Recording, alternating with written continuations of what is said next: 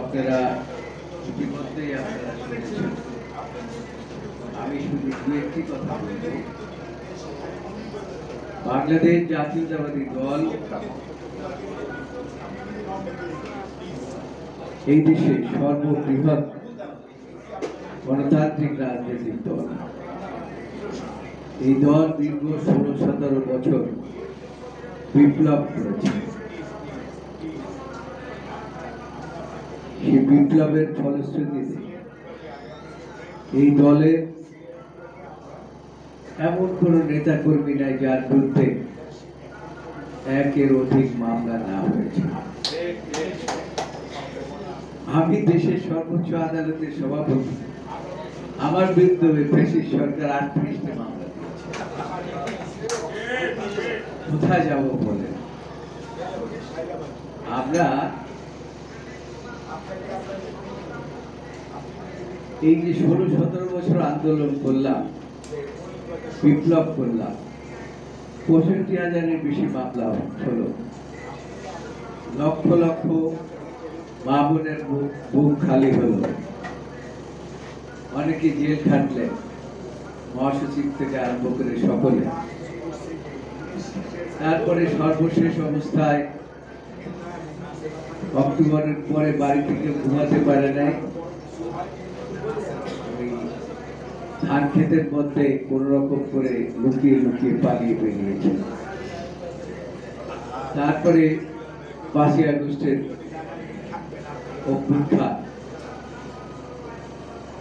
অভ্যুত্থান তো একদিনে হয় না, এদের একটা প্রেক্ষাপট থাকে। কিন্তু কিছু কিছু দল এবং কিছু কিছু ব্যক্তি এবং সংগঠন তারা বলছেন এই ছাত্ররা যে বিপ্লব অভ্যুত্থান করেছে তাতে এই সরকারের পতন হয়ে গেছে। তাহলে আমরা 16-17 বছর কি করলাম? হ্যাঁ, তো অভ্যুত্থান হতে পারে। আপনারা অনেকেই হয়তো জানেন না, এবং যারা বয়স্ক তারা জানেন 1966 সাল থেকে বাংলাদেশের 6 দফার আন্দোলন হয়েছে। আইয়ুব খান মার্শাল ল দিয়ে দমন করার চেষ্টা করেছে। তারপরে সেই 6 দফা হয়ে গেল 11 দফা। 11 দফার আন্দোলনে আমরা 69 সালে ঢাকা বিশ্ববিদ্যালয় থেকে আন্দোলন করলাম, আইয়ুব খানের পতন হলো। তার অর্থ কি যে শুধুমাত্র ওই একদিনে 69 সালে একদিন একটা মিছিল করলাম, শহীদ মিনার পর্যন্ত আসলাম আর সরকারের পতন হলো, এটা কি বোঝায়? তারপরে এই যে ছাত্রদের আন্দোলন, ছাত্ররাই আন্দোলন করে, এটা স্বাভাবিক। আন্দোলনের অগ্রণী ভূমিকায় তারাই থাকে, তরুণরাই থাকে। এখানে সেটাই হয়েছে। কিন্তু 69 সালের পরে সরকারে কি আমরা যারা 69 সালে ঢাকা বিশ্ববিদ্যালয় থেকে আন্দোলন করেছি আমাদেরকে কোনো মন্ত্রী বানিয়েছে? আমাদের কি কোনো উপদেষ্টা বানিয়েছে? তার কারণ রাজনীতির অভিজ্ঞতার দরকার রয়েছে। এখানে পরবর্তীতে এই যে অন্তর্বর্তীকালীন সরকার, আমরা দেখলাম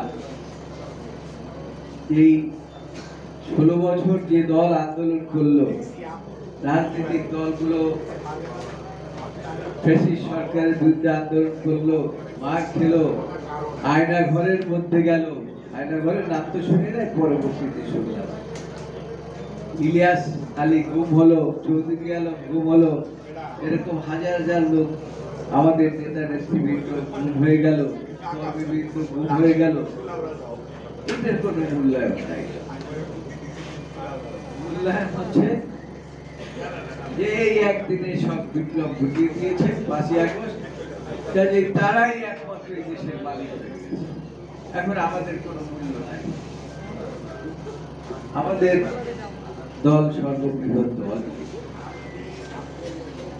আমাদের দল থেকে বলা হলো আপনারা অন্তর্বর্তীকালীন সরকার সংস্কারের পথ বেছে নিয়েছেন, ভালো কথা। এই সংস্কারের বিষয়ে 2 বছর আগেই আমাদের নেতা জনাব তারেক রহমান প্রথমে 27 দফা, পরবর্তীতে সকল রাজনৈতিক দলের সাথে আলোচনা করে 31 দফা দিয়েছে। সেখানে এই সংস্কারের সবগুলো বিষয় আছে। তারপরেও আপনারা সংস্কার করতে চান করেন, কিন্তু কি সংস্কার করবেন? দেশের নাম বদলায় ফেলবেন, সংবিধান বদলায় ফেলবেন? এই ম্যান্ডেট তো কেউ আপনাদেরকে দেয় না। তো কাজেই আপনারা সংস্কারের দায়িত্ব নিয়েছেন। আপনাদের উচিত হবে যে একটা নির্বাচনের ব্যাপারে কিভাবে নির্দলীয় নিরপেক্ষ নির্বাচন দেওয়া যায়, কিভাবে বিচার বিভাগ স্বাধীন করা যায়, কিভাবে আইন শৃঙ্খলা পরিস্থিতি উন্নত করা যায়, এগুলো হচ্ছে আপনাদের দায়িত্ব। কিন্তু তারা মনে হচ্ছে যে সমস্ত সংস্কারের দায়িত্ব তারা নিয়ে নিয়েছে। তাইলে আমাদের নেতা জনাব তারেক রহমান 31 দফা কি দিলেন? ওইটার মধ্যেই তো আপনাদের সমস্ত সংস্কার আছে।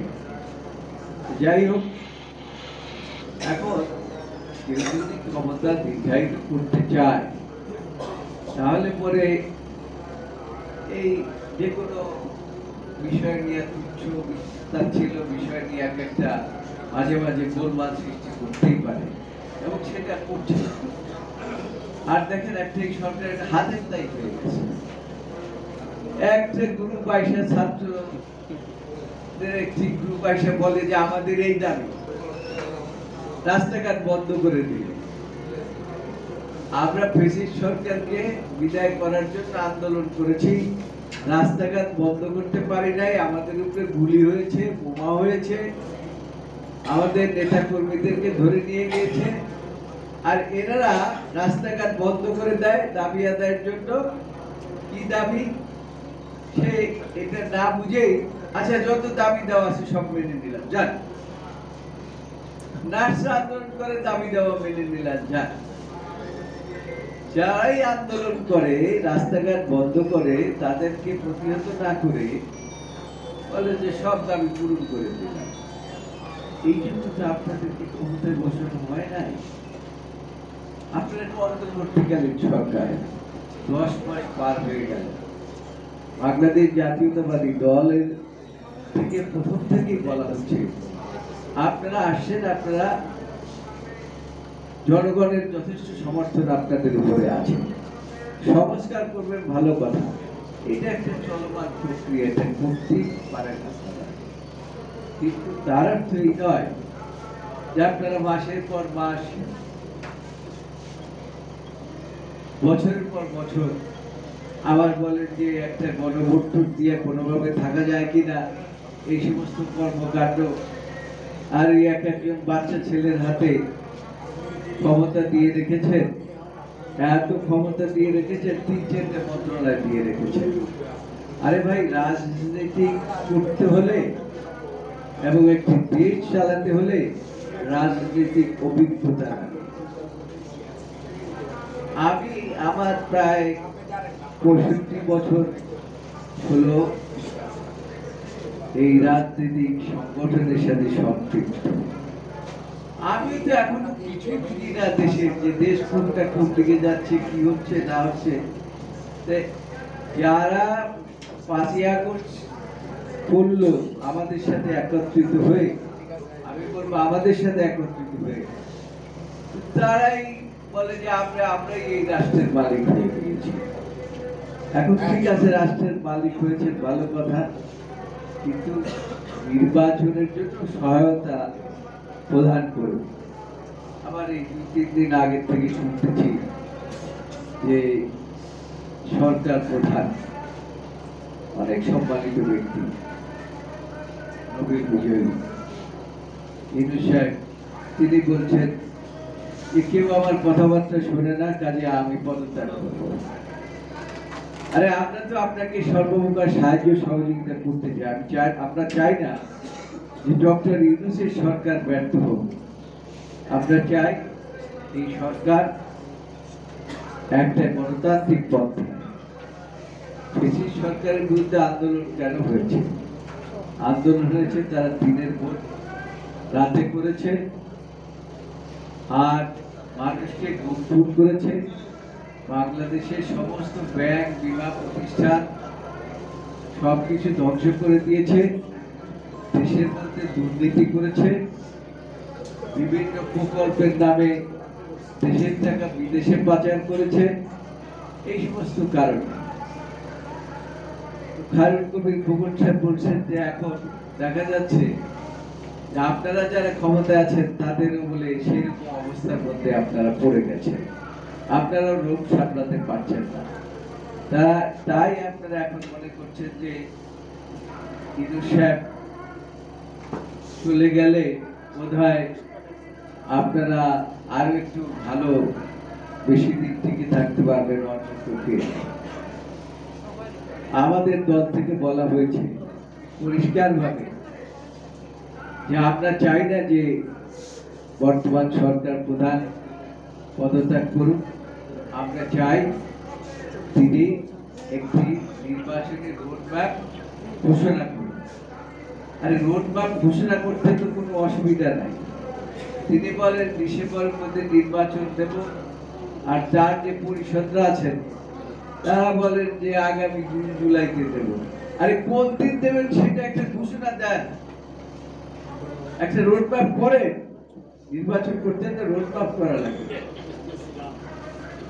ওই খায়রুল কবির খোকন বলেছে যে শাহাবুদ্দিন সাহেব 3 মাসের মধ্যে এসে নির্বাচন দিয়ে দিলেন। কই, সেখানে তো এত ভোগী ছবি এই সমস্ত ছিল না। এখন আপনারা কেন নির্বাচন নিয়ে তাল বাহানা করছেন? তো আমার মনে হয় নির্বাচন দেওয়ার যদি আপনাদের ইচ্ছা থাকে, আমি আজকের এই সভা থেকে দাবি করব যে আগামী 1 সপ্তাহের মধ্যে এই নির্বাচনের একটা রোডম্যাপ ঘোষণা করব। বাংলাদেশের মানুষ আর এইভাবে করে অনির্বাচিত সরকার কে ক্ষমতায় দেখতে চায়। তারা জনগণের ইচ্ছার প্রতিফলন সরকারের কতদিন চলবে, কিভাবে চলবে সেটা। এখন জনগণের ইচ্ছার তোয়াক্কা না করে আপনারা আপনাদের ইচ্ছা মতো বলবেন যে আমরা আগে সংস্কার শেষ করব। আরে সংস্কার কতদিনে শেষ করবে এটা তো আপনারা বলেন না। সংস্কার শেষ করা কি এতই সোজা? আমরা এত বছর আন্দোলন করেছি বিচার বিভাগ স্বাধীনতার জন্য, গণতন্ত্রের জন্য। তারপরে ফ্যাসিস্ট সরকারের বিদায়ের আগ পর্যন্ত আমরা পারি নাই। আপনারা কি চান সেভাবে বিদায় হতে? দেখেন, আপনাদেরকে যদি বিদায় করা আমাদের ইচ্ছা থাকতো, তাহলে আমাদের ছাত্রদলকে যদি বলতাম এই তোমরা আন্দোলনে নেমে যাও, তাহলে তারাই যথেষ্ট ছিল। কিন্তু সেটা তো আমরা করছি না। বাংলাদেশ জাতীয়তাবাদী দল নির্বাচনমুখী দল, বৃহৎ গণতান্ত্রিক রাজনৈতিক দল, নির্বাচনমুখী দল। কাজে আমরা চাই আপনার কোনো পদত্যাগ না, আপনি পদত্যাগ করে চলে যান, এটাও আমরা চাই না। আমরা চাই আপনার সরকার ব্যর্থ হোক, এটাও আমরা চাই না। আমরা চাই যে নির্বাচন, সেই নির্বাচন দিয়ে নির্বাচনের রোডম্যাপ ঘোষণা করার জন্য আমরা আজকে দাবি জানাচ্ছি। নির্বাচন দিয়ে আপনি মানে চলে যান। আপনারও মঙ্গল, দেশেরও মঙ্গল, জাতিরও মঙ্গল, জনগণেরও মঙ্গল। আল্লাহর কাছে বলি, আল্লাহ এত কষ্ট করেছে বাংলাদেশের মানুষ, এত নির্যাতিত হয়েছে, তারপরে এখন আবার এই সরকারের কাছে আমাদের নির্বাচনের জন্য দাবি করতে হবে। এইটা যেন আমাদের আর না করতে হয়, এই কামনা করে ভালো বক্তব্য রাখবেন আমাদের জাহিদ ভাই। তাকে আমি এমনি আমার অনেক খুব কাছের বন্ধু, অনেক সম্মান করি, অনেক বড় ভাই ছোট ভাই সম্পর্ক, যাই হোক অনেক ভালো বক্তব্য রাখবেন। আর তার কাছে আমি কৃতজ্ঞ আরো এই কারণে যে আমাদের দেশ নেত্রী বেগম খালেদা জিয়া যখন জেলে, তখন তিনি অনেক কষ্ট স্বীকার করে যখন যে কাগজ চাইতাম যে ম্যাডামের অসুস্থতার জন্য, উনি নির্ভয়ে সে সমস্ত জিনিস আমাদেরকে সাপ্লাই দিতেন এবং আমরা চেষ্টা করতাম আইনগতভাবে। পারি নাই বেগম খালেদা জিয়াকে আইনগতভাবে রক্ষা করতে। শেষ পর্যন্ত জাহিদ সাহেবরা ওনাদের হাতে যখন গেল, ওনারা আল্লাহর রহমতে আস্তে আস্তে আস্তে আস্তে করে একবার চলে যায়, আবার বেঁচে থাকে। রাখে আল্লাহ, মারে কে? দেখেন আমাদের সেই নেত্রী বিদেশে চিকিৎসার জন্য যাবেন ব্রিটিশ সরকারের পতনের পরে। বেগম জিয়া তো তিনবারের প্রধানমন্ত্রী এবং শহীদ রাষ্ট্রপতি জিয়াউর রহমানের স্ত্রী। সুতরাং তার তো রাজকীয় ভাবেই তাকে চিকিৎসায় যাওয়া দরকার। তার কারণ ব্রিটিশ সরকার প্রধান না খেতে বিদায় হয়ে চলে গেছেন। এখন আমাদের নেত্রী চিকিৎসার জন্য যাবেন, রাজকীয় অ্যাম্বুলেন্স ছাড়া কি যেতে পারে? এটা পৃথিবীর মানুষ অনুভব করলেন এবং কুয়েতের কাতারের আমির বললেন যে না, ওনাকে ওই রাজকীয় অ্যাম্বুলেন্স পাঠাতে হবে এবং উঠেই তিনি যাবেন। তিনি গেছেনও সেভাবে, আসছেনও সেভাবে এবং সাথে ছিলেন আমাদের আজকের সবার প্রধান অতিথি বাংলাদেশ জাতীয়তাবাদী দলের স্থায়ী কমিটির সদস্য জনাব জাহিদ হোসেন। সেই জন্য আমি তাকে অনেক সম্মান করি, শ্রদ্ধা করি।